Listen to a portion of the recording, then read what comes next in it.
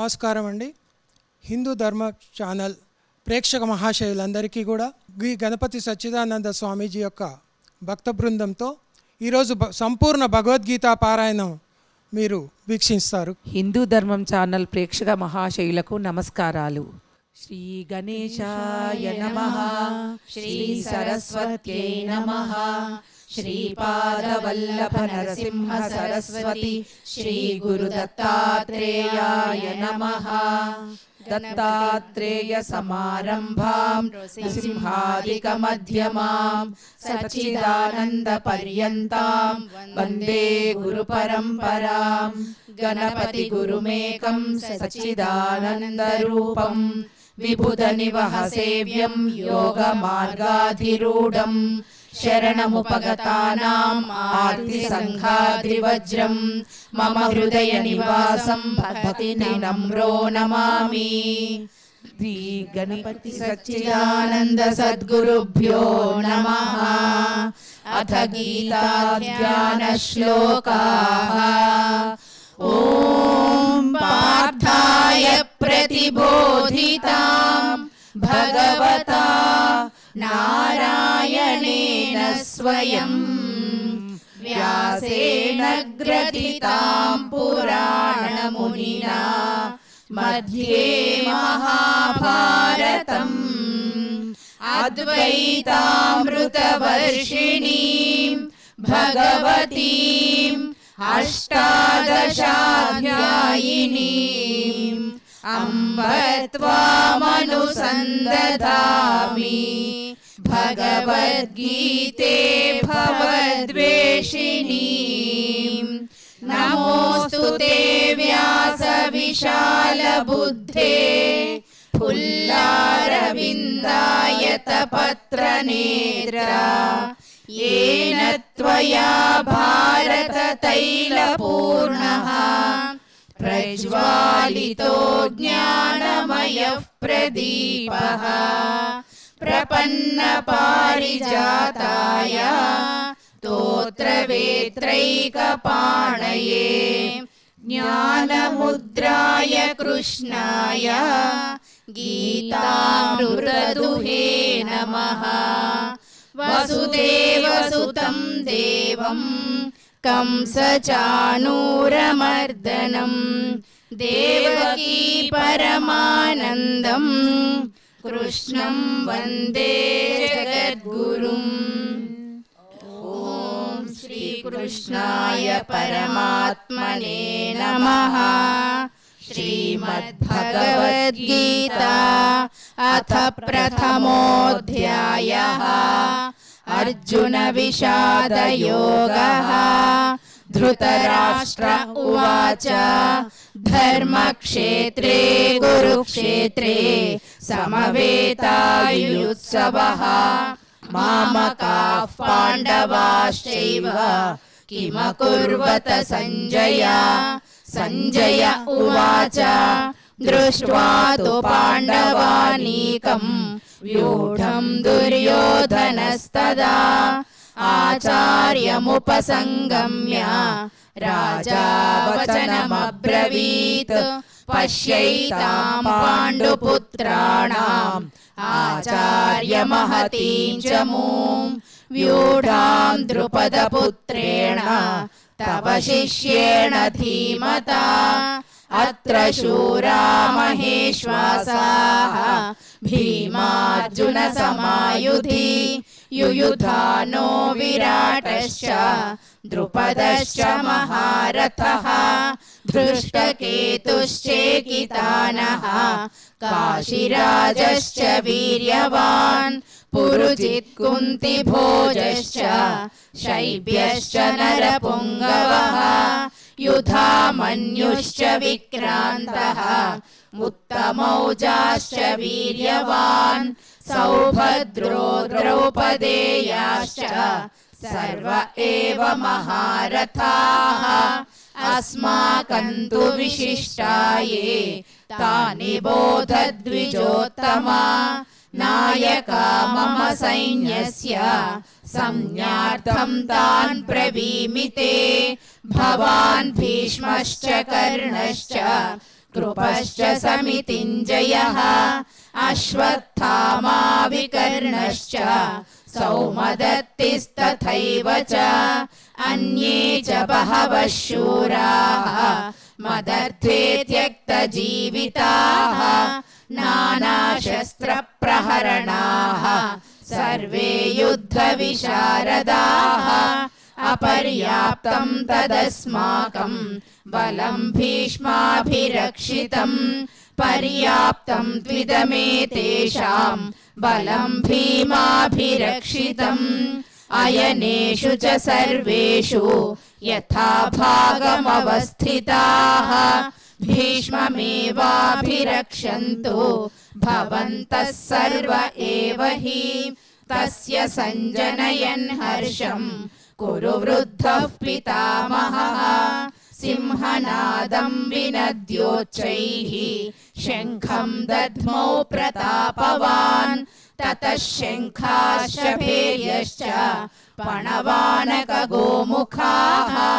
सहसैवाभ्यहन्यन्त सशब्दस्तु मुलोऽभवत् ततः श्वेतैर्हयैर्युक्ते महति स्यन्दने स्थितौ माधवः पाण्डवश्चैव दिव्यौ शङ्खौ प्रदध्मतुः पाञ्चजन्यं हृषीकेशः देवदत्तं धनञ्जयः पौण्ड्रं दद्मौ महाशङ्खं भीमकर्मावृकोदरः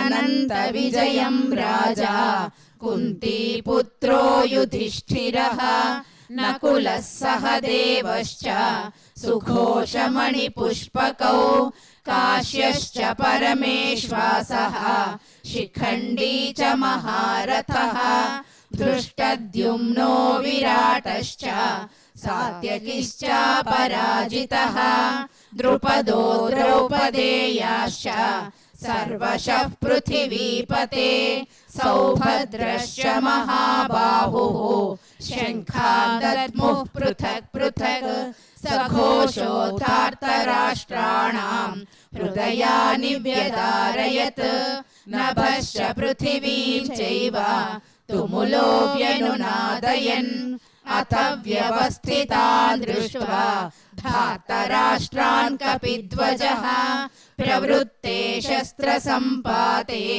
धनुरुद्यम्य पाण्डवः हृषीकेशं तदा वाक्यम् इदमाह महीपते अर्जुन उवाच सेनयोरुभयोर्मध्ये रथं स्थापयमेच्युत यावदेतान् निरीक्षेऽहं योद्धुकामानवस्थितान् कैर्मया सह योद्धव्यम् अस्मिन् रणसमुद्यमे योत्स्यमानानवेक्षेऽहं य एतेऽत्र समागताः धार्तराष्ट्रस्य दुर्बुद्धेः युद्धे प्रियचिकीर्षवः सञ्जय उवाच एवमुक्तो हृषीकेशः गुडाकेशेन भारत सेनयोरुभयोर्मध्ये स्थापयित्वा रथोत्तमम् भीष्मद्रोणप्रमुखतः सर्वेषां च महीक्षिताम् उवाच पार्थ पश्यैतान् समवेतान् कुरूनिति तत्र पश्यत् स्थितान् पार्थः पितॄनथ पितामहान् आचार्यान् मातुलान् भ्रातॄन् पुत्रान् पौत्रान् सखींस्तथा श्वशुरान् सुहृदश्चैव सेनयोरुभयोरपि तान् समीक्ष्य स कौन्तेयः सर्वान् बन्धूनवस्थितान् कृपया परयाविष्टः विषीदन्निदमब्रवीत् अर्जुन उवाच दृष्ट्वेमं स्वजनं कृष्ण युयुत्सुं समुपस्थितं सीदन्ति मम गात्राणि मुखं च परिशुष्यति वेपतुश्च शरीरे मे रोमहर्षश्च जायते गाण्डीवं स्रंसते हस्तात् त्वक्चैव परिदह्यते न च शक्नोम्यवस्थातुं भ्रमतीव च मे मनः निमित्तानि च पश्यामि विपरीतानि केशव न च श्रेयोनुपश्यामि हत्वा स्वजनमाहवे न काङ्क्षे विजयं कृष्ण न च राज्यं सुखानि च किन्नो राज्येन गोविन्द किं भोगैर्जीवितेन वा येषामर्थे काङ्क्षितन्नः राज्यं भोगा सुखानि च त इमेव स्थिता युद्धे प्राणां त्यक्त्वा धनानि च आचार्याः पितरः पुत्राः तथैव च पितामहाः मातुलाः श्वशुराः पौत्राः शाला सम्बन्धिनस्तथा एतान्न हन्तुमिच्छामि घ्नतोऽपि मधुसूदन अपि त्रैलोक्यराज्यस्य हेतोः किन्नु महीकृते निहत्यथार्तराष्ट्रान्नः का प्रीतिः स्यात् जनार्दन पापमेवाश्रयेदस्मान् हत्वैतानाततायिनः तस्मान्नार्हा वयं हन्तुं धार्तराष्ट्रान् स्वबान्धवान् स्वजनं हि कथं हत्वा सुखिनः स्याम माधव यद्यप्येतेन पश्यन्ति लोभोपहत चेतसः कुलक्षयकृतं दोषं मित्रद्रोहे च पातकं कथन्न ज्ञेयमस्माभिः पापादस्मान्निवर्तितुं कुलक्षयकृतं दोषं प्रपश्यद्भिर्जनार्दन कुलक्षये प्रणश्यन्ति कुलधर्माः सनातनाः धर्मे नष्टे कुलं कृत्स्नम् अधर्मोऽभिभवत्युत अधर्माभिभवात् कृष्ण प्रदुष्यन्ति कुलस्त्रियः स्त्रीषु दुष्टासु वार्ष्णेय जायते वर्णसङ्करः संकरो नरकायैव कुलघ्नानां कुलस्य च पतन्ति पितरो ह्येषां लुप्तपिण्डोदकक्रियाः दोषैरेतैः कुलघ्नानां वर्णसङ्करकारकैः उत्साद्यन्ते जातिधर्माः कुलधर्माश्च शाश्वताः उत्सन्नकुलधर्माणां मनुष्याणां जनार्दन नरके नियतं वासः भवतीत्यनुशुश्रुमा अहो बत महत्पापं कर्तुं व्यवसिता वयं यद्राज्यसुखलोभेन हन्तुं स्वजनमुद्यताः यदि मामप्रतीकारम् अशस्त्रं शस्त्रपाणयः धार्तराष्ट्रारणे हन्युः तन्मे क्षेमतरं भवेत् संजय उवाच एवमुक्त्वार्जुनः सङ्ख्ये रथोपस्थ उपाविशत् विसृज्य सशरं चापं शोकसंविघ्नमानसः ॐ तत्सदिति श्रीमद्भगवद्गीतासु उपनिषत्सु ब्रह्मविद्यायां योगशास्त्रे श्रीकृष्णार्जुनसंवादे अर्जुन विषादयोगो नाम प्रथमोऽध्यायः सर्वधर्मान् परित्यज्य मामेकं शरणं व्रज अहं त्वा सर्वपापेभ्यः मोक्षयिष्यामि मा शुचः। ॐ श्री परमात्मने नमः। अथ चतुर्थोऽध्यायः ज्ञानयोगः। श्रीभगवानुवाच इमं विवस्वते योगं प्रोक्तवानहमव्ययम् विवस्वान्मनवे प्राह मनुरिक्ष्वाकवे ब्रवीत् एवं परम्परा प्राप्तम् इमं राजर्षयो विदुः सकाले नेह महता योगो नष्टः परन्तप स एवायं मया तेद्य योगः प्रोक्तः पुरातनः भक्तोऽसि मे सखा चेति रहस्यं ह्येतदुत्तमम् अर्जुन उवाच अपरं भवतो जन्म परं जन्म विवस्वतः कथमेतद्विजानीयाम् त्वमादौ प्रोक्तवानिति श्रीभगवानुवाच बहूनि मे व्यतीतानि जन्मानि तव चार्जुन तान्यहं वेद सर्वाणि न त्वं वेत्थ परन्तप अजोऽपि सन्नव्ययात्मा भूतानामीश्वरोऽपि सन् प्रकृतिं स्वामधिष्ठाय सम्भवाम्यात्ममायया यदा यदा हि धर्मस्य ग्लानिर्भवति भारत अभ्युत्थानमधर्मस्य तदात्मानं सृजाम्यहं परित्राणाय साधूनां विनाशाय च दुष्कृतां धर्म संस्थापनार्थाय सम्भवामि युगे युगे जन्म कर्म च मे दिव्यम् एवं यो वेत्ति तत्त्वतः त्यक्त्वा देहं पुनर्जन्म नैति मामेति सोऽर्जुन वीतरागभयक्रोधाः मन्मया मामुपाश्रिताः बहवो ज्ञानतपसा पूता मद्भावमागताः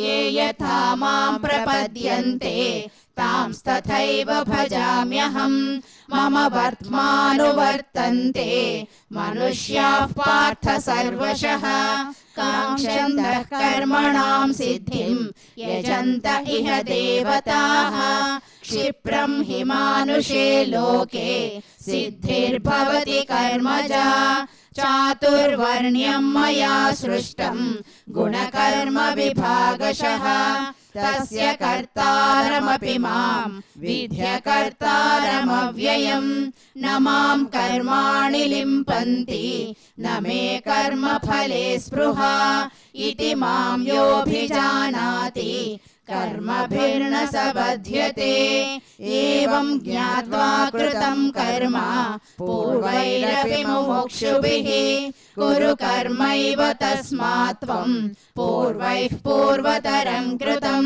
किं कर्म किमकर्मेति कवयोऽप्यत्र मोहिताः तत्ते कर्म प्रवक्ष्यामि यज्ञात्वा मोक्ष्यसे शुभात् कर्मणो ह्यपि बोद्धव्यं बोद्धव्यं च विकर्मणः अकर्मणश्च बोद्धव्यं गहना कर्मणो गतिः कर्मण्यकर्म यः पश्येत् अकर्मणि च कर्म यः स बुद्धिमान् मनुष्येषु स युक्तः कृत्स्नकर्मकृत् यस्य सर्वे समारम्भाः कामसङ्कल्पवर्जिताः ज्ञानाग्निदग्धकर्माणं तमाहुः पण्डितं बुधाः त्यक्त्वा कर्मफलासङ्गं नित्यतृप्तो निराश्रयः कर्मण्यभिप्रवृत्तोऽपि नैव किञ्चित् करोति सः निराशीर्यत चित्तात्मा त्यक्त सर्वपरिग्रहः शारीरं केवलं कर्म कुर्वन्नाप्नोति किल्बिषम् यदृच्छालाभसन्तुष्टः द्वन्द्वातीतो विमत्सरः समसिद्धावसिद्धौ च कृत्वापि न निबध्यते गतसङ्गस्य मुक्तस्य ज्ञानावस्थितचेतसः यज्ञायाचरतः कर्म समग्रं प्रविलीयते ब्रह्मार्पणं ब्रह्महविः ब्रह्माग्नौ ब्रह्मणाहुतं ब्रह्मैव तेन गन्तव्यं ब्रह्मकर्म समाधिना दैवमेवापरे यज्ञं योगिनः पर्युपासते ब्रह्माग्नावपरे यज्ञं यज्ञेनैवोपजुह्वति श्रोत्रादीनीन्द्रियाण्यन्ये संयमाग्निषु जुह्वति शब्दादीन् विषयानन्ये इन्द्रियाग्निषु जुह्वति सर्वाणीन्द्रियकर्माणि प्राणकर्माणि चापरे आत्मसंयमयोगाग्नौ जुह्वति ज्ञानदीपिते द्रव्ययज्ञाः तपोयज्ञाः योगयज्ञास्तथा परे स्वाध्यायज्ञानयज्ञाश्च यतयः संशितव्रताः अपाने जुह्वति प्राणं प्राणे पानं तथा परे प्राणापानगतिरुद्ध्वा प्राणायामपरायणाः अपरे नियताहाराः प्राणान् प्राणेषु जुह्वति सर्वेऽप्येते यज्ञविदः यज्ञक्षपितकल्मषाः यज्ञशिष्टामृतभुजः यान्ति ब्रह्म सनातनम् नायं लोकोऽस्त्य यज्ञस्य कुतोऽन्यः कुरु सत्तमा एवं बहुविधा यज्ञाः वितता ब्रह्मणो मुखे कर्मजान् विद्धितान् सर्वान् एवं ज्ञात्वा विमोक्ष्यसे श्रेयान् द्रव्यमयाद्यज्ञात् ज्ञानयज्ञः परन्तप सर्वं कर्माखिलं पार्थ ज्ञाने परिसमाप्यते तद्विद्धि प्रणिपातेन परिप्रश्नेन सेवया उपदेक्ष्यन्ति ते ज्ञानं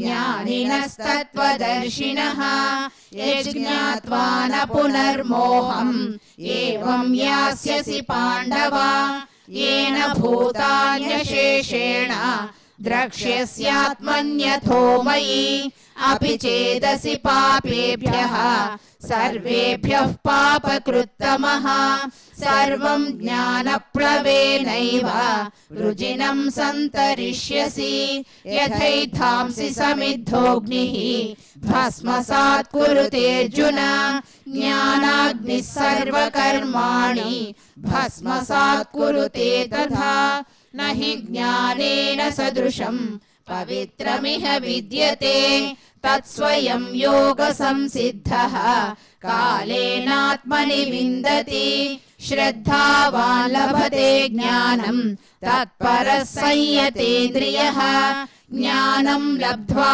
परां शान्तिम् अचिरेणाधिगच्छति अज्ञश्च श्रद्धधानश्च संशयात्मा विनश्यति नायं लोकोऽस्ति न परः न सुखं संशयात्मनः योगसन्न्यस्तकर्माणं ज्ञानसञ्छिन्न संशयम् आत्मवन्तं न कर्माणि निबध्नन्ति धनञ्जय तस्मादज्ञानसम्भूतं हृस्थं ज्ञानासीनात्मनः छित्त्वैनं संशयं योगम् आतिष्ठोत्तिष्ठ भारत ॐ तत्सदिति श्रीमद्भगवद्गीतासु उपनिषत्सु ब्रह्मविद्यायां योगशास्त्रे श्रीकृष्णार्जुन संवादे ज्ञानयोगो नाम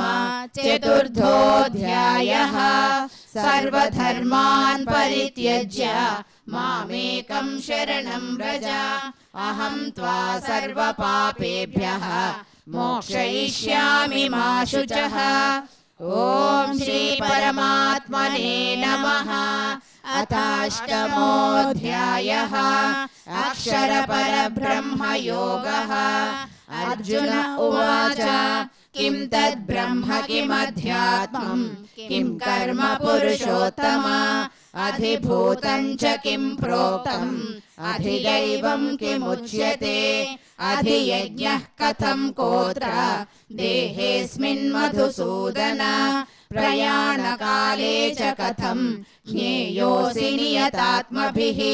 श्रीभगवानुवाच अक्षरं ब्रह्म परमं स्वभावोऽध्यात्ममुच्यते भूतभावोद्भवकरः विसर्गः कर्म संज्ञितः अधिभूतं क्षरो भावः पुरुषश्चाधिदैवतम् अधियज्ञोऽहमेवात्र देहे देहभृतां वर अन्तकाले च मामेव स्मरन् मुक्त्वा कलेवरम् यः प्रयाति समद्भावं याति नास्त्यत्र संशयः यं यं वापि स्मरन् भावं त्यजत्यन्ते कलेवरम् तं तमेवैति कौन्तेय सदा तद्भावभावितः तस्मात् सर्वेषु कालेषु मामनुस्मरयुध्य च मय्यर्पितमनो बुद्धिः मामे वैश्यस्य संशयः अभ्यासयोगयुक्तेन चेतसा नान्यगामिना परमं पुरुषं दिव्यं याति पार्थानुचिन्तयन् कविं पुराणमनुशासितारम् अणोरणीयां समनुस्मरेद्यः सर्वस्य धातारमचिन्त्य रूपम् आदित्यवर्णं तमसः परस्तात् प्रयाणकाले मनसाचलेन भक्त्या युक्तो योगबलेन चैव भ्रुवोर्मध्ये प्राणमावेश्य सम्यक् सतं परं पुरुषमुपैति दिव्यम् यदक्षरं वेदविदो वदन्ति विशन्ति यद्यतयो वीतरागाः यदिच्छन्तो ब्रह्मचर्यं चरन्ति तत्ते पदं संग्रहेण प्रवक्ष्ये सर्वद्वाराणि संयम्य मनोहृदि निरुध्य च मूर्ध्याधायात्मनः प्राणम् आस्थितो योगधारणाम् ओमित्येकाक्षरं ब्रह्म व्याहरन् मामनुस्मरन् यः प्रयाति त्यजन् देहं स याति परमां गतिम् अनन्यचेताः सततं यो मां स्मरति नित्यशः तस्याहं सुलभः पार्थ नित्ययुक्तस्य योगिनः मामुपेत्य पुनर्जन्म दुःखालयमशाश्वतम् नाप्नुवन्ति महात्मानः संसिद्धिं परमां गताः आब्रह्म भुवनाल्लोकाः पुनरावर्तिनोऽर्जुन मामुपेत्य तु कौन्तेय पुनर्जन्म न विद्यते सहस्रयुगपर्यन्तम् अहर्यद्ब्रह्मणो विदुः रात्रिं युगसहस्रान्तां ते होरात्रविदो जनाः अव्यक्ताद्व्यक्तयः सर्वाः प्रभवन्त्यहरागमे रात्र्यागमे प्रलीयन्ते तत्रैवाव्यक्तसंज्ञके भूतग्रामः स एवायम् भूत्वा भूत्वा प्रलीयते रात्र्यागमे वशः पार्थ प्रभवत्यहरागमे परस्तस्मात् भावोऽन्यः अव्यक्तो व्यक्तात् सनातनः यः स सर्वेषु भूतेषु नश्यत्सु न विनश्यति अव्यक्तोऽक्षर इत्युक्तः तमाहुः परमां गतिम् यं प्राप्य न निवर्तन्ते तद्धाम परमं मम पुरुषः स परः पार्थ भक्त्या लभ्यस्त्वनन्यया यस्यान्तस्थानि भूतानि येन सर्वमिदं ततं यत्र काले त्वनावृत्तिम् आवृत्तिं चैव योगिनः प्रयाता यान्ति तं कालं वक्ष्यामि भरतर्षभ अग्निर्ज्योतिरः शुक्लः षण्मासा उत्तरायणम् तत्र प्रयाता गच्छन्ति ब्रह्मविदो जनाः धूमो रात्रि रात्रिस्तथा कृष्णः षण्मासा दक्षिणायनम् तत्र चान्द्रमसं ज्योतिः योगी प्राप्य निवर्तते शुक्लकृष्णे गतिहेते जगतः शाश्वते मते एकया यात्यनावृत्तिम् अन्यया वर्तते पुनः नैते श्रुति पार्थ जानन् योगी मुह्यति कश्चन तस्मात् सर्वेषु कालेषु योगयुक्तो भवार्जुन वेदेषु यज्ञेषु तपस्सु चैव दानेषु यत् पुण्यफलं प्रतिष्ठम् अत्येति तत्सर्वमिदं विदित्वा योगी परं स्थानमुपैति चाद्यम् ओम तत्सदिति श्रीमद्भगवद्गीतासु उपनिषत्सु ब्रह्मविद्यायां योगशास्त्रे श्रीकृष्णार्जुन संवादे अक्षरपरब्रह्मयोगो नाम अष्टमोऽध्यायः सर्वधर्मान् परित्यज्य मामेकं शरणं व्रज अहं त्वा सर्वपापेभ्यः मोक्षयिष्यामि मा शुचः। ओम श्री परमात्मने नमः।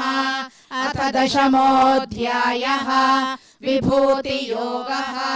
श्री भगवानुवाच भूय एव महाबाहो शृणु मे परमं वचः यत्तेऽहं प्रीयमाणाय वक्ष्यामि हितकाम्यया न मे विदुः सुरगणाः प्रभवं न महर्षयः अहमादिर्हि देवानां महर्षीणां च सर्वशः यो मामजमनादिं च वेत्ति लोकमहेश्वरम् असम्मूढः समर्थ्येषु सर्वपापैः प्रमुच्यते बुद्धिर्ज्ञानमसम्मोहः क्षमा सत्यं दमः शमः सुखं दुःखं भवो भावः भयं च भयमेव च अहिंसा समता तुष्टिः तपोदानं यशो यशः भवन्ति भावा भूतानां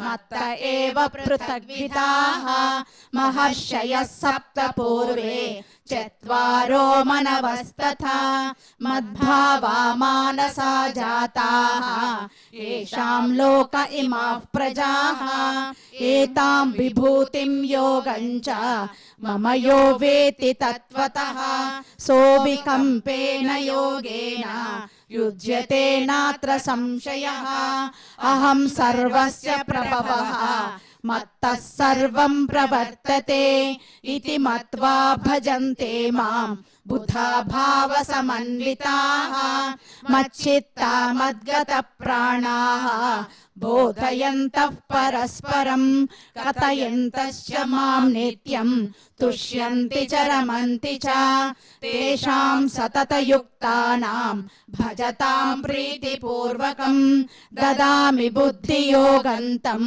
येन मामुपयान्ति ते तेषामेवानुकम्पार्थम् अहमज्ञानजं तमः नाशयाम्यात्मभावस्थः ज्ञानदीपेन भास्वता।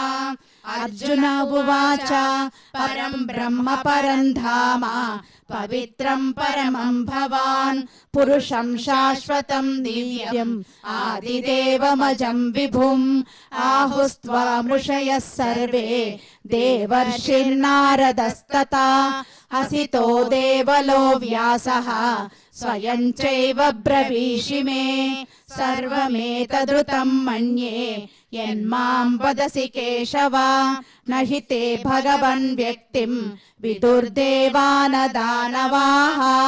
स्वयमेवात्मनात्मानं वेत्थत्वं पुरुषोत्तम भूतभावन भूतेश देवदेव जगत्पते वक्तुमर्हस्य शेषेण दिव्या ह्यात्मविभूतयः याभिर्विचिन्त्यमानाः विभूतिभिर्लोकान् इमां त्वं व्याप्य तिष्ठसि कथं विद्यामहं योगिन् त्वां सदा परिचिन्तयन् केषु केषु च भावेषु चिन्त्योऽसि भगवन्मया विस्तरेणात्मनो योगं विभूतिं च जनार्दन भूयः कथय तृप्तिर्हि शृण्वतो नास्ति मे मृतं श्रीभगवानुवाच हन्त ते कथयिष्यामि दिव्याह्यात्मविभूतयः प्राधान्यतः कुरु श्रेष्ठा नास्त्यन्तो विस्तरस्य मे अहमात्मा गुडाकेश सर्वभूताशयस्थितः अहमादिश्च मध्यं च भूतानामन्त एव च आदित्यानामहं विष्णुः ज्योतिषां रविरंशुमान् मरीचिर्मरुतामस्मि नक्षत्राणामहं शशि वेदानां सामवेदोऽस्मि देवानामस्मि वासवः इन्द्रियाणां मनश्चास्मि भूतानामस्मि चेतना रुद्राणां शङ्करश्चास्मि वित्तेशो यक्ष रक्षसां वसूनां पावकश्चास्मि मेरुशिखरिणामहं पुरोधसां च मुख्यं मां विद्धि पार्थ बृहस्पतिं सेनानीनामहं स्कन्दः सरसामस्मि सागरः महर्षीणां भृगुरहं गिरामस्मेकमक्षरं यज्ञानां जपयज्ञोऽस्मि स्थावराणां हिमालयः अश्वत्थः सर्ववृक्षाणां देवर्षीणां च नारदः गन्धर्वाणां चित्ररथः सिद्धानां कपिलो मुनिः उच्चैश्रवसमश्वानां विद्धि माममृतोद्भवम् ऐरावतं गजेन्द्राणां नराणां च नराधिपम् आयुधानामहं वज्रं धेनूनामस्मि कामधुक् प्रजनश्चास्मि कन्दर्पः सर्पाणामस्मि वासुकिः अनन्तश्चास्मि नागानां वरुणो यादसामहं पितॄणामर्यमा चास्मि यमः संयमतामहं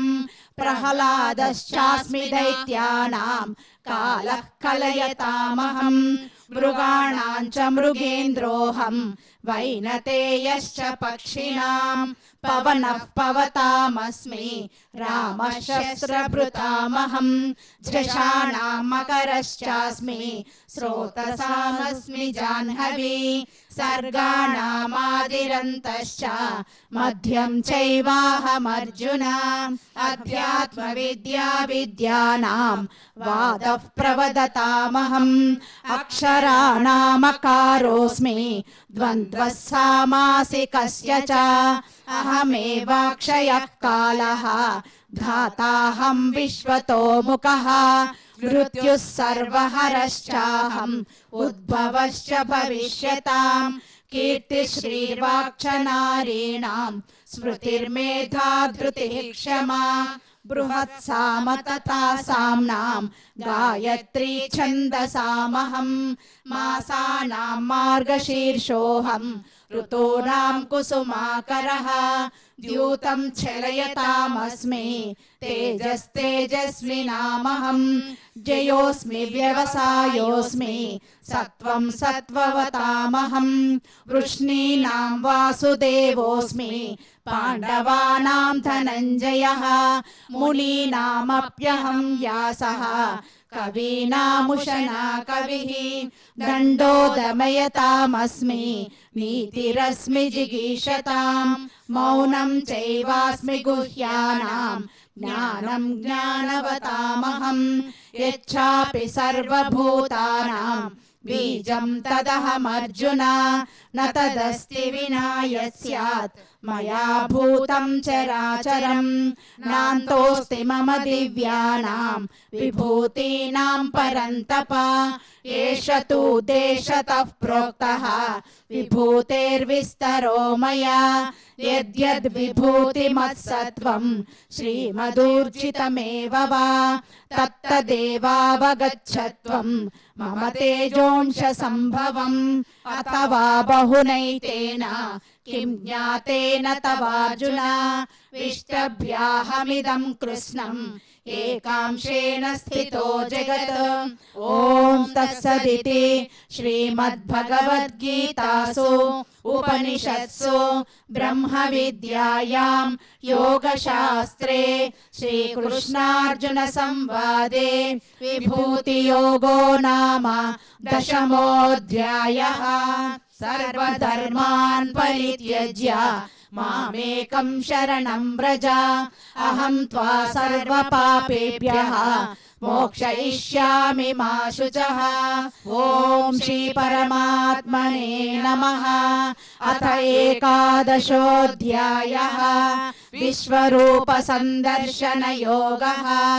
अर्जुन उवाच मदनुग्रहाय परमं गुह्यमध्यात्मसंज्ञितं यत्त्वयोक्तं वचस्तेन मोहोऽयं विगतो मम भवाप्ययौ हि भूतानां श्रुतौ विस्तरशो मया त्वत्तः कमलपत्राक्ष माहात्म्यमपि चाव्ययम् एवमेतद्यथा तत्त्वम् आत्मानं परमेश्वर द्रष्टुमिच्छामि ते रूपम् ऐश्वरं पुरुषोत्तम मन्यसे यदि तच्छक्यं मया द्रष्टुमिति प्रभो योगेश्वर ततो मे त्वं दर्शयात्मानमव्ययम्। श्रीभगवानुवाच पश्य मे पार्थरूपाणि शतशोतसहस्रशः नानाविधानि दिव्यानि नानावर्णाकृतीनि च पश्यादित्यान् वसून् रुद्रान् अश्विनौ मरुतस्तथा बहून्यदृष्टपूर्वाणि पश्याश्चर्याणि भारत इहैकस्थं जगत्कृष्णं पश्याद्य सचराचरं मम देहे गुडाकेश यच्चान्यद्रष्टुमिच्छसि न तु मां शक्यसे द्रष्टुम् अनेनैव स्वचक्षुषा दिव्यं ददामि ते चक्षुः पश्य मे योगमैश्वरम्। संजय उवाच एवमुक्त्वा ततो राजन् महायोगेश्वरो हरिः दर्शयामास पार्थाय परमं रूपमैश्वरम् अनेकवक्त्रनयनम् अनेकाद्भुतदर्शनम् अनेकदिव्याभरणम् दिव्यानेकोद्यतायुधम् दिव्यमाल्याम्बरधरम् दिव्यगन्धानुलेपनम् सर्वाश्चर्यमयं देवम् अनन्तं विश्वतोमुखम् दिवि सूर्यसहस्रस्य भवेद्युगपदुत्थिता यदि भासदृशी सा स्यात् भासस्तस्य महात्मनः तत्रैकस्थं जगत्कृष्णं प्रविभक्तमनेकथा अपश्य देवदेवस्य शरीरे पाण्डवस्तदा ततः स विस्मयाविष्टः हृष्टरोमा धनञ्जयः प्रणम्य शिरसा देवं कृताञ्जलिरभाषत। अर्जुन उवाच पश्यामि देवांस्तव देवदेहे सर्वांस्तथा भूतविशेषसङ्घान् ब्रह्मानमीशं कमलासनस्थं ऋषींश्च सर्वानुरगांश्च दिव्यान् अनेकबाहूदरवक्त्रनेत्रं पश्यामि त्वा सर्वतोऽनन्तरूपम् नान्तं न मध्यं न पुनस्तवादिं पश्यामि विश्वेश्वर विश्वरूप किरीटिनं गदिनं चक्रिणं च तेजोराशिं सर्वतो दीप्तिमन्तं पश्यामि त्वां दुर्निरीक्ष्यं समन्तात् दीप्तानलार्कद्युतिमप्रमेयं त्वमक्षरं परमं वेदितव्यं त्वमस्य विश्वस्य परं निधानं त्वमव्ययः शाश्वत धर्मगोप्ता सनातनस्त्वं पुरुषो मतो मे अनादिमध्यान्तमनन्तवीर्यम् अनन्तबाहुं शशिसूर्यनेत्रं पश्यामि त्वां दीप्तहुताशवक्त्रं स्वतेजसा विश्वमिदं तपन्तं द्यावा पृथिव्योरिदमन्तरं हि व्याप्तं त्वयैकेन दिशश्च सर्वाः दृष्ट्वाद्भुतं रूपमिदं तवोग्रं लोकत्रयं प्रव्यथितं महात्मन् अमीहित्वा सुरसङ्घा विशन्ति केचिद् भीताः प्राञ्जलयो गृह्णन्ति स्वस्तीत्युक्त्वा महर्षि सिद्धसङ्घाः स्तुवन्ति त्वां स्तुतिभिः पुष्कलाभिः रुद्रादित्या वसवो ये च साध्याः विश्वेश्विनौ मरुतश्चोष्मपाश्च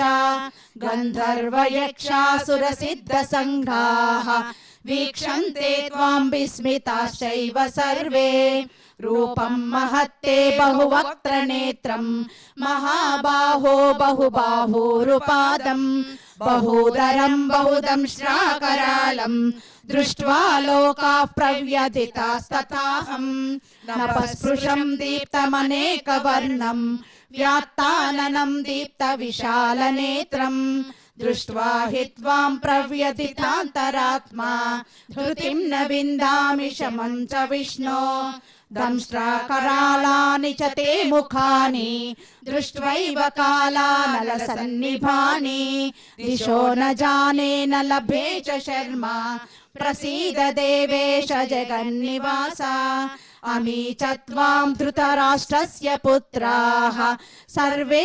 सहैवावनिपालसङ्घैः भीष्मो द्रोणः सूतपुत्रस्तथासौ सहास्मदीयैरपि योधमुख्यैः वक्त्राणि ते त्वरमाणा विशन्ति दंष्ट्राकरालानि भयानकानि केचिद् विलग्ना दशनान्तरेषु सन्दृश्यन्ते चूर्णितैरुत्तमाङ्गैः यथा नदीनां बभवोऽम्बुवेगाः समुद्रमेवाभिमुखा द्रवन्ति तथा तवामी नरलोकवीराः विशन्ति वक्त्राण्यभिविज्वलन्ति यथा प्रदीप्तं ज्वलनं पतङ्गाः विशन्ति नाशाय समृद्धवेगाः तथैव नाशाय विशन्ति लोकाः तवापि वक्त्राणि समृद्धवेगाः लेलिह्यसेऽग्रसमानः समन्तात्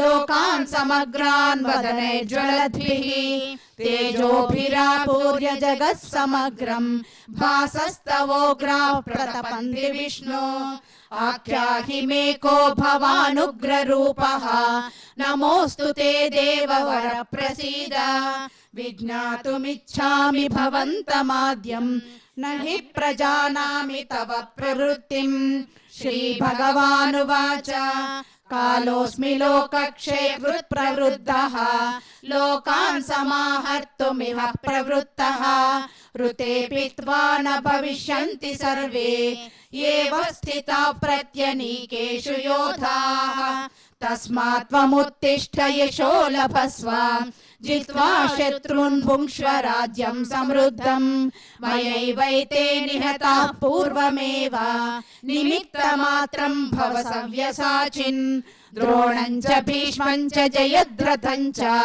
कर्णं तथान्यानपि योधवीरान् मया हतांस्त्वं जहिमा व्यतिष्ठाः युध्यस्वजेतासि रणे सपत्नान् संजय उवाच एतत् श्रुत्वा वचनं केशवस्य कृताञ्जलिर्वेपमानः किरीटी नमस्कृत्वा भूय एवाह कृष्णं सगद्गदं भीतः प्रणम्य अर्जुन उवाच स्थाने हृषीकेश तव प्रकीर्त्या जगत्प्रहृष्यत्यनुरज्यते च रक्षांसि भीतानि दिशो द्रवन्ति सर्वे नमस्यन्ति च सिद्धसङ्घाः कस्माच्च तेन न मेरन्महात्मन् गरीयसे ब्रह्मणोऽप्याधिकर्त्रे अनन्तदेवेश जगन्निवास त्वमक्षरं सदसत्तत्परं यत्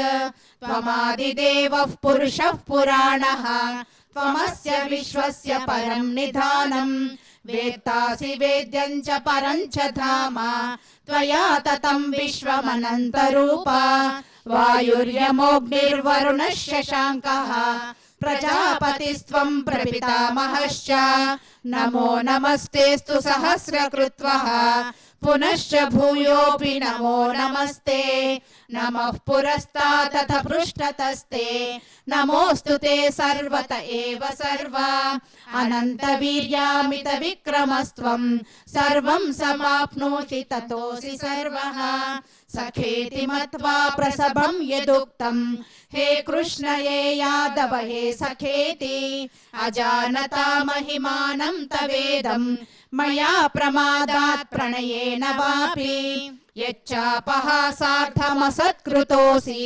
विहारशय्यासन भोजनेषु एको तवाप्यच्युत तत्समक्षं तत्क्षामये त्वामहमप्रमेयम् पितासि लोकस्य चराचरस्य त्वमस्य पूज्यश्च गुरुर्गरीयान् न त्वः समोऽस्त्यभ्यधिकः कुतोऽन्यः लोकत्रयेऽप्यप्रतिमप्रभावा तस्मात् प्रणम्य प्रणिधाय कायं प्रसादये त्वामहमीशमीड्यम् पितेव पुत्रस्य सखेव सख्युः प्रियः प्रियायार्हसि देव सोढुम् अदृष्टपूर्वं हृषितोऽस्मि दृष्ट्वा भयेन च प्रव्यथितं मनो मे तदेव मे दर्शय देवरूपम् प्रसीद देवेश जगन्निवास किरीटिनं गदिनं चक्रहस्तम् इच्छामि त्वां द्रष्टुमहं तथैव तेनैव रूपेण चतुर्भुजेन सहस्रबाहो भव विश्वमूर्ते श्रीभगवानुवाच मया प्रसन्नेन तवार्जुनेदं रूपं परं दर्शितमात्मयोगात् तेजोमयं विश्वमनन्तमाद्यं यन्मे त्वदन्येन न दुष्टपूर्वम् न वेदयज्ञाधर्मैर्न दानैः न च क्रियाभिर्न तपोभिरुग्रैः एवं रूपः शक्यः अहं नृलोके द्रष्टुं त्वदन्येन कुरु प्रवीरा मा ते व्यथा मा च विमूढभावः दृष्ट्वा रूपं घोरमीद्रुं ममेदम् व्यपेतभिः प्रीतमनाः पुनस्त्वं तदेव मे रूपमिदं प्रपश्य संजय उवाच इत्यर्जुनं वासुदेवस्तथोक्त्वा स्वकं रूपं दर्शयामास भूयः आश्वासयामास च भीतमेनं भूत्वा पुनः सौम्य वपुर्महात्मा अर्जुन उवाच दृष्ट्वेदं मानुषं रूपं तव सौम्यं जनार्दन इदानीमस्मि संवृत्तः सचेतः प्रकृतिं गतः श्रीभगवानुवाच सुदुर्दर्शमिदं रूपं दृष्टवानसि यन्मम देवा अप्यस्य रूपस्य नित्यं दर्शनकाङ्क्षिणः नाहं वेदैर्न तपसा न दानेन न चेज्जया शक्य एवं विधो द्रष्टुं दृष्टवानसि मां यथा भक्त्या त्वनन्यया शक्यः अहमेवं विधोऽर्जुन ज्ञातुं द्रष्टुं च तत्त्वेन प्रवेष्टुं च परन्तप मत्कर्म कृन्मत्परमः मद्भक्तः संगवर्जितः निर्वैरः सर्वभूतेषु यः स मामेति पाण्डव। ॐ तत्सदिति श्रीमद्भगवद्गीतासु उपनिषत्सु ब्रह्मविद्यायां योगशास्त्रे श्रीकृष्णार्जुन संवादे विश्वरूप संदर्शन योगो नाम एकादशोऽध्यायः। सर्वधर्मान् परित्यज्य मामेकं शरणं व्रज अहं त्वा सर्वपापेभ्यः मोक्षयिष्यामि मा शुचः। ॐ श्री परमात्मने नमः। अथ द्वादशोऽध्यायः भक्तियोगः। अर्जुन उवाच एवं सततयुक्ता ये भक्ता स्वां पर्युपासते ये चाप्यक्षरमव्यक्तं तेषां के योगवित्तमाः। श्रीभगवानुवाच मय्यावेश्य मनो ये मां नित्ययुक्ता उपासते श्रद्धया परयोपेताः ते मे युक्ततमा मताः। ये त्वक्षरमनिर्देशम् अव्यक्तं पर्युपासते सर्वत्र गमचिन्त्यं च कूटस्थमचलं ध्रुवं सन्नियम्येन्द्रियग्रामं सर्वत्र समबुद्धयः ते प्राप्नुवन्ति मामेव सर्वभूतहिते रताः। क्लेशोऽधिकतरस्तेषाम् अव्यक्तासक्तचेतसाम् अव्यक्ता हि गतिर्दुःखं देहवद्भिरवाप्यते। ये तु सर्वाणि कर्माणि मयि सन्न्यस्य मत्पराः अनन्येनैव योगेन मां ध्यायन्त उपासते तेषामहं समुद्धर्ता मृत्युसंसारसागरात्। भवामि न चिरात् पार्थ मय्यावेशितचेतसां मय्येव मन आधत्स्व मयि बुद्धिं निवेशय निवसिष्यसि मय्येव अत ऊर्ध्वं न संशयः। अथ चित्तं समाधातुं न शक्नोषि मयि स्थिरम् अभ्यासयोगेन ततः मामिच्छाप्तुं धनञ्जय। अभ्यासेऽप्यसमर्थोऽसि मत्कर्म परमो भव मदर्थमपि कर्माणि कुर्वन् सिद्धिमवाप्स्यसि अथैतदप्यशक्तोऽसि कर्तुं मद्योगमाश्रितः। सर्वकर्मफलत्यागं ततः कुरु यतात्मवान् श्रेयो हि ज्ञानमभ्यासात् ज्ञानात् ध्यानं विशिष्यते। ध्यानात् कर्मफलत्यागः त्यागात् शान्तिरनन्तरम्। अद्वेष्टा सर्वभूतानां मैत्रः करुण एव च निर्ममो निरहङ्कारः समदुःखसुखः क्षमी सन्तुष्टः सततं योगी यतात्मा दृढनिश्चयः। मय्यर्पितमनो बुद्धिः यो मद्भक्तः स मे प्रियः। यस्मान्नो द्विजते लोकः लोकान्नो द्विजते च यः। हर्षामर्षभयोद्वेगैः मुक्तो यः स च मे प्रियः। अनपेक्षशुचिर्दक्षः उदासीनो गतव्यतः सर्वारम्भपरित्यागी यो मद्भक्तः स मे प्रियः।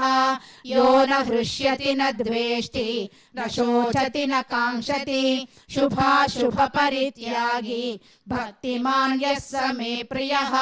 समशत्रौ च मित्रे च तथा मानापमानयोः शीतोष्णसुखदुःखेषु समः सङ्गविवर्जितः।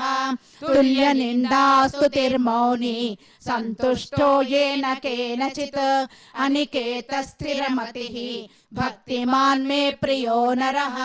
ये तु धर्म्यामृतमिदं यथोक्तं पर्युपासते श्रद्धाना मत्परमाः भक्तास्तेतीव मे प्रियाः।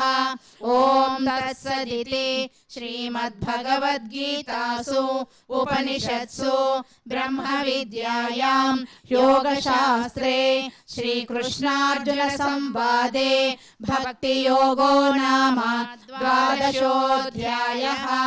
सर्वधर्मान् परित्यज्य मामेकं शरणं व्रज अहं त्वा सर्वपापेभ्यः मोक्षयिष्यामि मा शुचः। ॐ श्री परमात्मने नमः। अथ पञ्चदशोऽध्यायः पुरुषोत्तमप्राप्तियोगः। श्रीभगवानुवाच ऊर्ध्वमूलमतः शाखम् अश्वत्थं प्राहुरव्ययम् छन्दांसि यस्य पर्णानि यस्तं वेद स वेदवित्। अधश्चोर्ध्वं प्रसृताः सस्य शाखाः गुणप्रवृद्धा विषयप्रवालाः। अधश्च मूलान्यनुसन्ततानि कर्मानुबन्धीनि मनुष्यलोके। न रूपमस्येह तथोपलभ्यते नान्तो न चादिर्न च सम्प्रतिष्ठा। अश्वत्थमेनं सुविरूढमूलम् असङ्गशस्त्रेण दृढेन चित्वा ततः पदं तत्परिमार्गितव्यम् यस्मिन् गता न निवर्तन्ति भूयः। तमेव चाद्यं पुरुषं प्रपद्ये यतः प्रवृत्तिः प्रसृता पुराणी। निर्माणमोहाजितसङ्गदोषाः अध्यात्मनित्या विनिवृत्तकामाः द्वन्द्वैर्विमुक्ताः सुखदुःखसंज्ञैः गच्छन्त्यमूढाः पदमव्ययं तत्। न तद्भासयते सूर्यः न शशाङ्को न पावकः यद्गत्वा न निवर्तन्ते तद्धाम परमं मम। ममैवांशो जीवलोके जीवभूतः सनातनः। मनःषष्ठानीन्द्रियाणि प्रकृतिस्थानि कर्षति शरीरं यदवाप्नोति यच्चाप्युत्क्रामतीश्वरः। गृहीत्वैतानि संयाति वायुर्गन्धानि वाशयात्। श्रोत्रं चक्षुस्पर्शनं च रसनं घ्राणमेव च अधिष्ठाय मनश्चायं विषयानुपसेवते। उत्क्रामन्तं स्थितं वापि भुञ्जानं वा गुणान्वितं विमूढानानुपश्यन्ति पश्यन्ति ज्ञानचक्षुषः। यतन्तो योगिनश्चैनं पश्यन्त्यात्मन्यवस्थितं यतन्तोऽप्यकृतात्मानः नैनं पश्यन्त्यचेतसः। यदादित्यगतं तेजः जगद्भासयतेऽखिलं यच्चन्द्रमसि यच्चाग्नौ तत्तेजो विद्धि मामकं। गामाविश्य च भूतानि धारयाम्यहमोजसा पुष्णामि चौषधिः सर्वाः सोमो भूत्वा रसात्मकः। अहं वैश्वानरो भूत्वा प्राणिनां देहमाश्रितः प्राणापानसमायुक्तः पचाम्यन्नं चतुर्विधम्। सर्वस्य चाहं हृदि सन्निविष्टः मत्तः स्मृतिर्ज्ञानमपोहनं च। वेदैश्च सर्वैरहमेव वेद्यः वेदान्तकृद्वेदविदेव चाहम्। द्वाविमौ पुरुषौ लोके क्षरश्चाक्षर एव च। क्षरः सर्वाणि भूतानि कूटस्थोऽक्षर उच्यते। उत्तमः पुरुषस्त्वन्यः परमात्मेत्युदाहृतः यो लोकत्रयमाविश्य बिभर्त्य व्यय ईश्वरः। यस्मात्क्षरमतीतोऽहम् अक्षरादपि चोत्तमः। अतोऽस्मि लोके वेदे च प्रथितः पुरुषोत्तमः। यो मामेवमसम्मूढः जानाति पुरुषोत्तमं स सर्वविद्भजति मां सर्वभावेन भारत। इति गुह्यतमं शास्त्रम् इदमुक्तं मया नघ। एतद्बुद्ध्वा बुद्धिमान् स्यात् कृतकृत्यश्च भारत। ॐ तत्सदिति श्रीमद्भगवद्गीतासु उपनिषत्सु ब्रह्मविद्यायां योगशास्त्रे श्रीकृष्णार्जुन संवादे पुरुषोत्तमप्राप्तियोगो नाम पञ्चदशोऽध्यायः। सर्वधर्मान् परित्यज्य मामेकं शरणं व्रज अहं त्वा सर्वपापेभ्यः मोक्षयिष्यामि मा शुचः। ॐ श्री परमात्मने नमः। अथ अष्टादशोऽध्यायः मोक्षसन्न्यासयोगः। अर्जुन उवाच सन्न्यासस्य महाबाहो तत्त्वमिच्छामि वेदितुं त्यागस्य च हृषीकेश पृथक् केशिनिषूदन। श्रीभगवानुवाच काम्यानां कर्मणां न्यासं सन्न्यासं कवयो विदुः सर्वकर्मफलत्यागं प्राहुस्त्यागं विचक्षणाः। त्याज्यं दोषवदित्येके कर्म प्राहुर्मनीषिणः यज्ञदानतपः कर्म न त्याज्यमिति चापरे। निश्चयं शृणु मे तत्र त्यागे भरतसत्तमा। त्यागो हि पुरुषव्याघ्र त्रिविधः सम्प्रकीर्तितः यज्ञदानतपः कर्म न त्याज्यं कार्यमेव तत्। यज्ञो दानं तपश्चैव पावनानि मनीषिणाम् एतान्यपि तु कर्माणि सङ्गं त्यक्त्वा फलानि च कर्तव्यानीति मे पार्थ निश्चितं मतमुत्तमं। नियतस्य तु सन्न्यासः कर्मणो नोपपद्यते मोहात् तस्य परित्यागः तामसः परिकीर्तितः। दुःखमित्येव यत्कर्म कायक्लेशभयात् त्यजेत् स कृत्वा राजसं त्यागं नैव त्यागफलं लभेत्। कार्यमित्येव यत्कर्म नियतं क्रियतेऽर्जुन सङ्गं त्यक्त्वा फलं चैव सत्यागः सात्विको मतः। न द्वेष्ट्य कुशलं कर्म कुशलेनानुषज्यते त्यागी सत्त्वसमाविष्टः मेधावी छिन्न संशयः। न हि देहभृता शक्यं त्यक्तुं कर्माण्यशेषतः यस्तु कर्मफलत्यागी सत्यागीत्यभिधीयते। अनिष्टमिष्टं मिश्रं च त्रिविधं कर्मणः फलं भवत्यत्यागिनां प्रेत्य न तु सन्न्यासिनां क्वचित्। पञ्चैतानि महाबाहो कारणानि निबोध मे साङ्ख्ये कृतान्ते प्रोक्तानि सिद्धये सर्वकर्मणाम्। अधिष्ठानं तथा कर्ता करणं च पृथग्विधं विविधा च पृथक् चेष्टाः दैवं चैवात्र पञ्चमं। शरीरवाङ्मनोभिर्यत् कर्म प्रारभते नरः न्याय्यं वा विपरीतं वा पञ्चैते तस्य हेतवः। तत्रैवं सति कर्तारम् आत्मानं केवलं तु यः पश्यत्यकृतबुद्धित्वात् न स पश्यति दुर्मतिः। यस्य नाहं कृतो भावः बुद्धिर्यस्य न लिप्यते हत्वापि स हिमाल्लोकान् न हन्ति न निबध्यते। ज्ञानं ज्ञेयं परिज्ञाता त्रिविधा कर्म चोदना करणं कर्म कर्तेति त्रिविधः कर्म संग्रहः। ज्ञानं कर्म च कर्ता च त्रिधैव गुणभेदतः प्रोच्यते गुणसंख्याने यथावत् शृणुतान्यपि।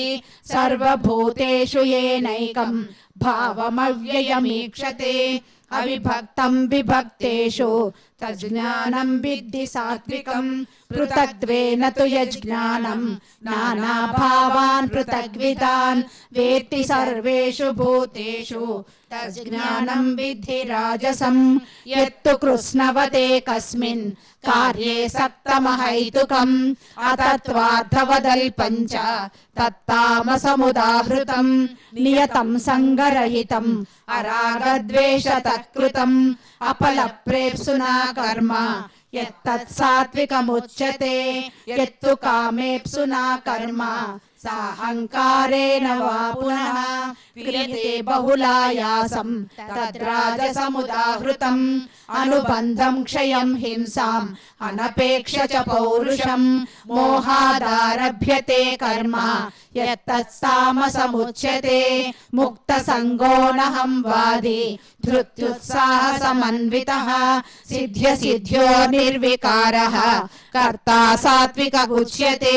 रागी कर्मफलप्रेप्सुः लुब्धो हिंसात्मको शुचिः हर्षशोकान्वितः कर्ता राजसः परिकीर्तितः अयुक्तः प्राकृतस्तब्धः शठो नैष्कृतिकोलसः विषादी दीर्घसूत्री च कर्ता तामस उच्यते बुद्धिर्भेदं धृतेश्चैव गुणतस्त्रिविधं शृणु प्रोच्यमानमशेषेण पृथक्त्वेन धनञ्जय प्रवृत्तिं च निवृत्तिं च कार्याकार्ये भयाभये बन्धं मोक्षं च या वेत्ति बुद्धिः सा पार्थ सात्विकी यया धर्ममधर्मं च कार्यं च कार्यमेव च अयतावत् प्रजानाति बुद्धिः सा पार्थ राजसी अधर्मं धर्ममिति या मन्यते तमसावृता सर्वार्थान् विपरीतांश्च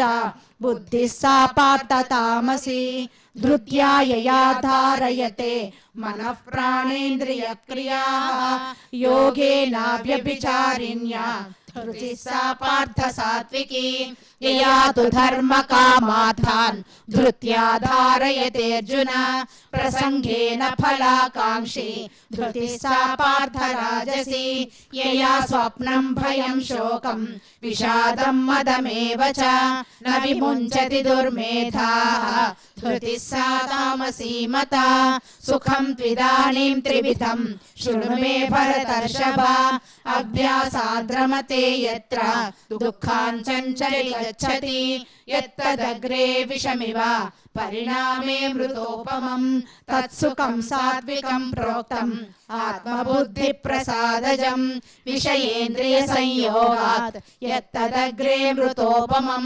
परिणामे विषमिव तत्सुखं राजसंस्मृतं यदग्रे चानुबन्धे च सुखं मोहनमात्मनः निद्रालस्य प्रमादोत्थं तत्तामसमुदाहृतं न तदस्ति पृथिव्यां वा दिवि देवेषु वा पुनः सत्वं प्रकृतिर्मुक्तं यदेभिः स्यात् त्रिभिर्गुणैः ब्राह्मणक्षत्रियविषां शूद्राणां च परन्तप कर्माणि प्रविभक्तानि स्वभावप्रभवैर्गुणैः शमोदमस्तवः शौचं क्षान्तिरार्जवमेव च ज्ञानं विज्ञानमास्तिक्यं ब्रह्मकर्म स्वभावजं शौर्यं तेजो धृतिर्दाक्ष्यं युद्धे चाप्यपलायनं दानमीश्वरभावश्च क्षात्रं कर्म स्वभावजं कृषिगौरक्ष्य वाणिज्यं वैश्यकर्म स्वभावजं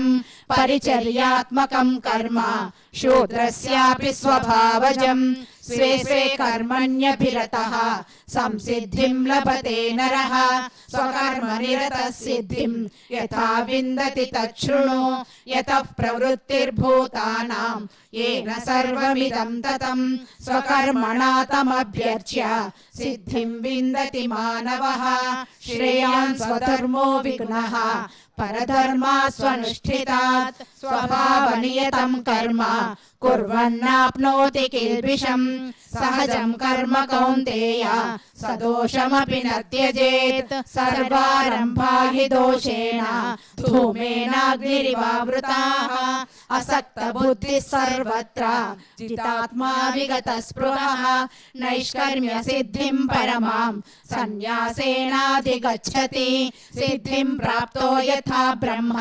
तथाप्नोति निबोध मे समासेनैव कौन्तेय निष्ठा ज्ञानस्य या परा बुद्ध्या विशुद्धया युक्तः धृत्यात्मानं नियम्य च शब्दादीन् विषयान् त्यक्त्वा रागद्वेषौ युधस्य च विविक्तसेवी लघ्वाशी यतवाक्काय मानसः ध्यानयोगपरो नित्यं वैराग्यं समुपाश्रितः अहंकारं बलं दर्पं कामं क्रोधं परिग्रहं विमुच्य निर्ममः शान्तः ब्रह्मभूयाय कल्पते ब्रह्मभूतः प्रसन्नात्मा न शोचति न काङ्क्षति समः सर्वेषु भूतेषु मद्भक्तिं लभते परां भक्त्या मामभिजानाति यावान्यश्चास्मि तत्त्वतः ततो मां तत्त्वतो ज्ञात्वा विशते तदनन्तरं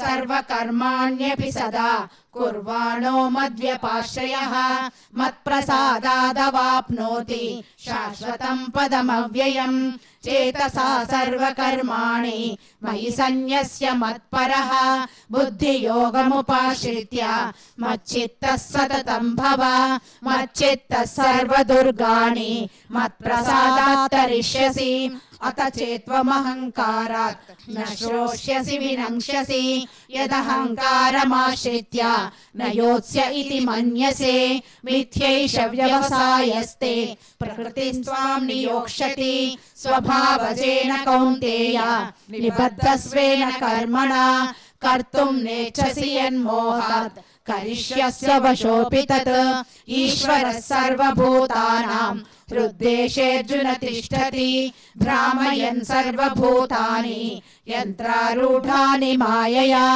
तमेव शरणं गच्छ सर्वभावेन भारत तत्प्रसादात् परां शान्तिं स्थानं प्राप्स्यसि शाश्वतम् इति ते ज्ञानमाख्यातं गुह्याद् गुह्यतरं मया विमृश्यैतदशेषेण यथेच्छसि तथा कुरु सर्वगुह्यतमं भूयः शृणु मे परमं वचः इष्टोऽसि मे दृढमिति ततो वक्ष्यामि ते हितं मन्मना भव मद्भक्तः मध्याजी मां नमस्कुरु मामे वैश्यसि सत्यन्ते प्रतिजाने प्रियोऽसि मे सर्वधर्मान् परित्यज्य मामेकं शरणं व्रज अहं त्वा सर्वपापेभ्यः मोक्षयिष्यामि मा शुचः सर्वधर्मान् परित्यज्य मामेकं शरणं व्रज अहं त्वा सर्वपापेभ्यः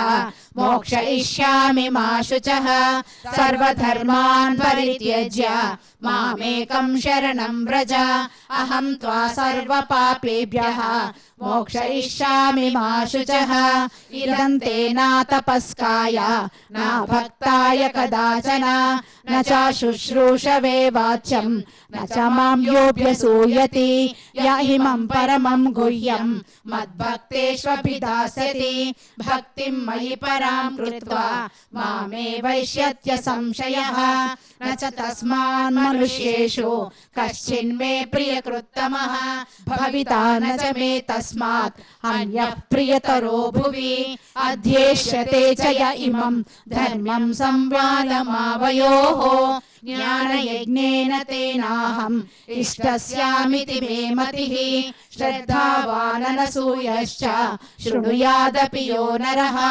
सोऽपि मुक्तः शुभान् लोकान् प्राप्नुयात् पुण्यकर्मणाम् कच्चिदेतच्छ्रुतं पार्थ त्वयैकाग्रेण चेतसा कच्चिदज्ञानसम्मोहः प्रणष्टस्ये धनञ्जय अर्जुन उवाच नष्टो मोहस्मृतिर्लब्धा त्वत्प्रसादान्मयाच्युत स्थितोऽस्मि गतसन्देहः करिष्ये वचनं तव सञ्जय उवाच इत्यहं वासुदेवस्य पार्थस्य च महात्मनः संवादमिममश्रौषम् अद्भुतं रोमहर्षणं व्यासप्रसादात् श्रुतवान् इमं गुह्यतमं परं योगं योगेश्वरात् कृष्णात् साक्षात् कथयत स्वयं राजन् संस्मृत्य संवादमिममद्भुतं केशवार्जुनयोः पुण्यं हृष्यामि च मुहुर्मुहुः